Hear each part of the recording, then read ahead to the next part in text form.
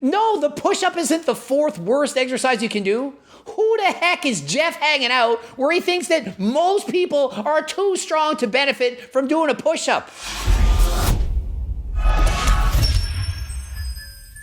Coach Greg, and today we're going over the best and worst exercises that you can do for your chest based on AthleanX. And who doesn't like a well-developed chest? I watched Jeff's video, not very impressed, was highly disappointed, so I'm going to correct him where I think he needs to be corrected and agree where I need to agree. So without further ado, let's dive right into it. So what you see behind me is a bunch of different chest exercises. Today I'm going to rank them from the worst to the best. So he's tried to label them in 5 different categories from worst to best, but none of that matters. We're starting with the worst exercises, moving on to the best ones. Bottom of the list, right here with the bench fly. When you perform it on a bench in this unsupported way with no safety net, you increase the risk of damage to the anterior shoulder caps. And his number one ranked worst exercise, the one you shouldn't do, is lying down dumbbell flies. It's not that bad, Jeff. He says, oh, it can hurt the shoulders and cause pec tears. How many people do you know have torn their pecs doing dumbbell flies? I don't know any. In comparison, how many have you seen tear their chest doing a bench press? Quite a bit. So why is it ranked as the worst? Makes no sense. It's not that dangerous, Jeff. When doing the exercise, use a moderate weight, don't go too crazy, use control, and you're fine. So no, it's not the worst exercise. It should be somewhere in the middle. Standing cable press. And the issue with the standing cable press is it provides more of a challenge to your core than the muscles you're actually trying to build. And I have to agree with Jeff here. This exercise, it's going to put tremendous strain on your core. Most people are going to be too strong to perform this exercise with any significant weight. So rather than training your chest effectively, you end up just training your core and stumbling around trying to hold the weight without falling back. So I have to agree, not a great exercise for your chest. And when it comes to the incline bench press, what angle are you setting it at? Because it really matters in terms of the gains that you see from the exercise, especially up here in the upper chest. The 60-degree incline bench press has to get the big red X. And I have to agree, the incline bench press at 60 degrees, it places way too much emphasis on the shoulders and not enough on the chest, so it's not a great exercise to do for your chest. It's better for your shoulders than your chest, so don't bother doing incline bench press at 60 degrees. And by the way, it doesn't matter. It doesn't matter! Whether it's a dumbbell or a barbell at 60 degrees, it's not a great exercise. And Jeff, the comedian, throwing shade at V-Shred. You've seen this exercise. Throwing some shade. No, it's not a great chest exercise. Because the basic push-up is oftentimes, as I pointed out in our major criteria in the beginning of this video, not challenging enough. No, the push-up isn't the fourth worst exercise you can do. Who the heck is Jeff hanging out where he thinks that most people are too strong to benefit from doing a push-up? Really, Jeff? Are you hanging out with professional bodybuilders? The push-up is too easy for most people? You gotta be kidding me. And even if it is too hard, use some bands. Add a backpack on your back. Get your girlfriend, boyfriend, circle friend, sit on your freaking back.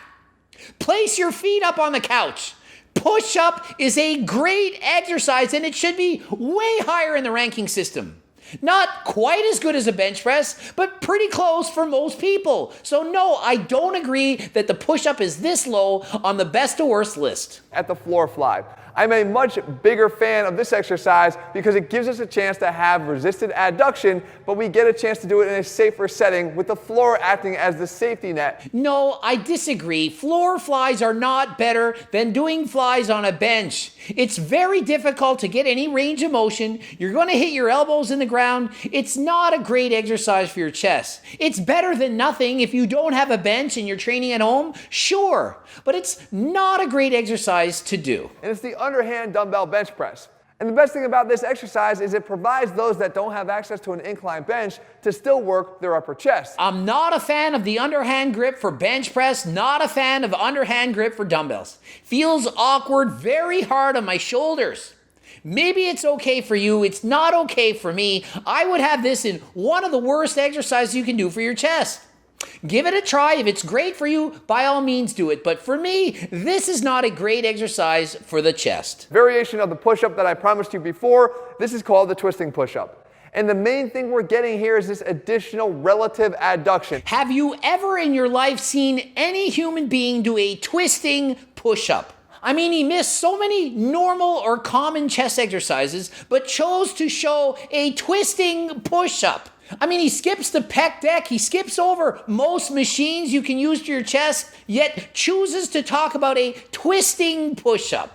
No, a twisting push-up is not a great exercise to do. Do normal push-ups, just make them harder than last time if they're too easy. See, the thing about the cable crossover is it not only gives us a chance to get more adduction because you're going to get our hands slightly across midline, but it also gives us the chance to have peak tension where we tend to lose it. And I do think that cable crossovers is a great exercise for the chest. I do think it should be ranked higher on the list. However, he says it's too difficult to load up enough weight. Who the heck is Jeff training?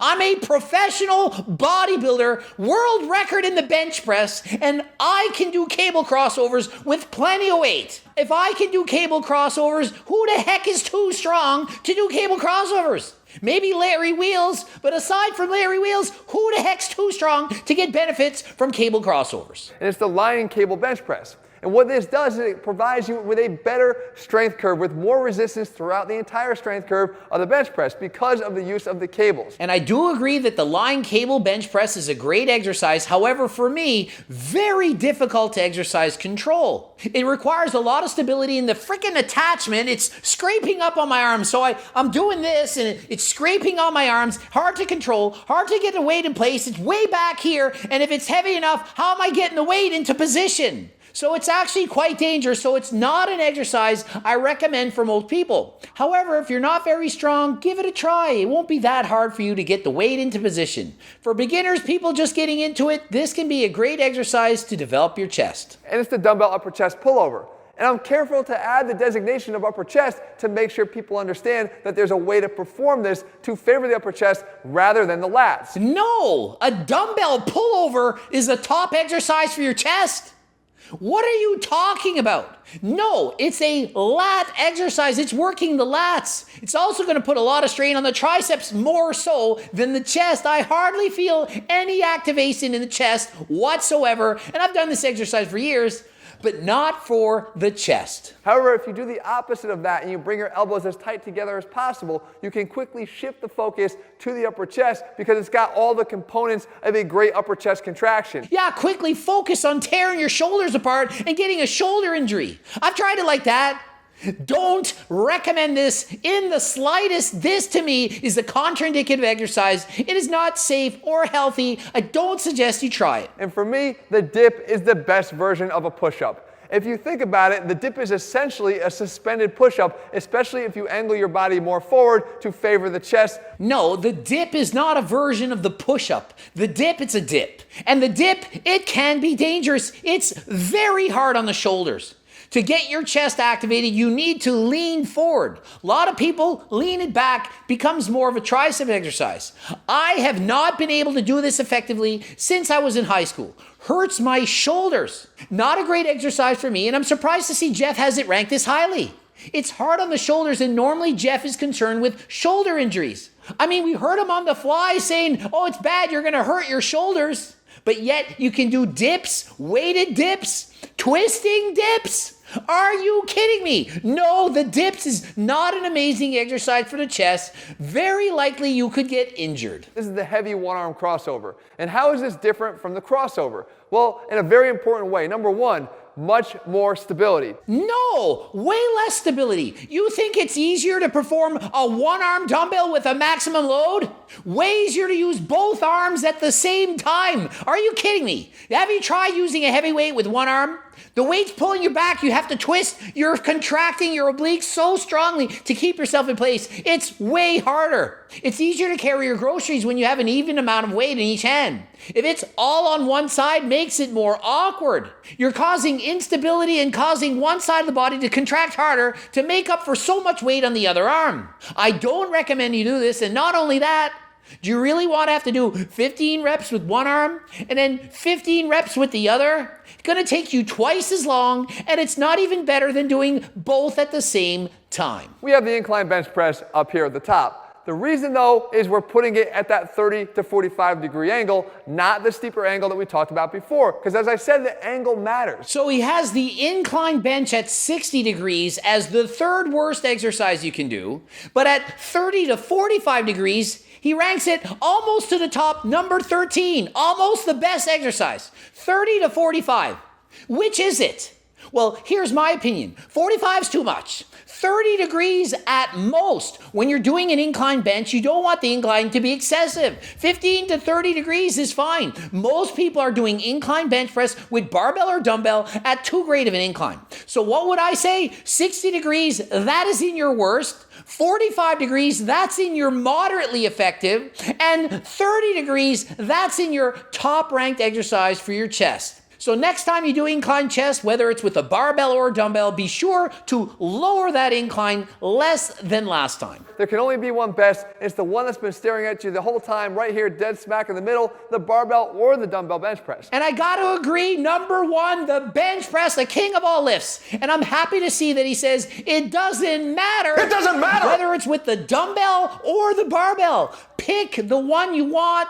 The one that you like doing, that's the one that you should do. It's always important to choose exercises that you enjoy.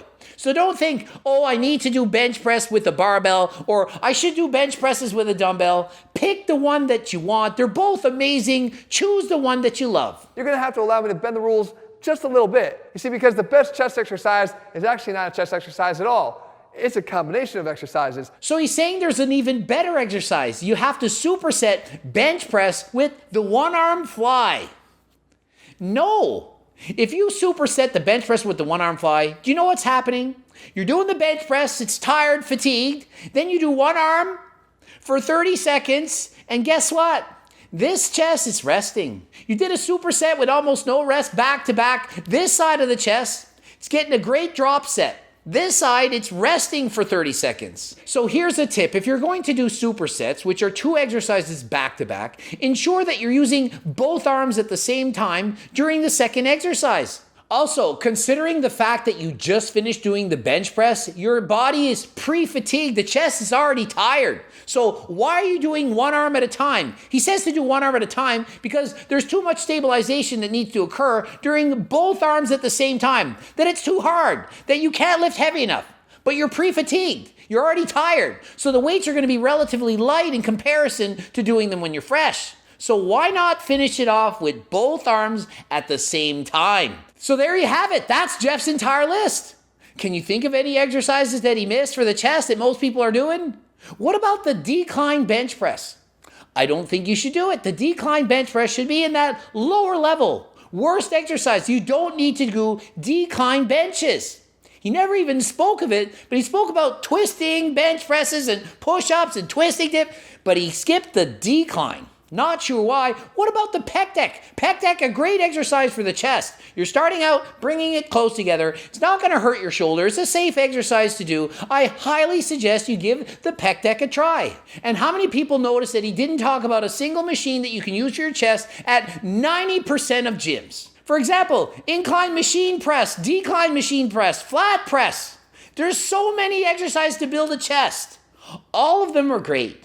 Pick one, do it, and they should be ranked highly on your list. If you like doing one, do it. It's very important that you enjoy your workout. So don't just do any random exercise just because you think it's a great exercise. If it's a great exercise and you don't enjoy it, chances are you're not going to stick with it. One of the most important factors for building muscle is doing something consistently over time. So find the exercises that you really enjoy. Look at this list, pick some of the best ones, do those, get great at it, and sooner or later, you're going to notice you've developed a better chest than before. Ending it here. GregDoucette.com for coaching. Greg Doucette, IFBB Pro. Bloops, watch one. Don't forget to buy my training books or hire me and my team to coach you. Also have cookbooks, plural. Subscribe, click the bell button. Until next time, I am out.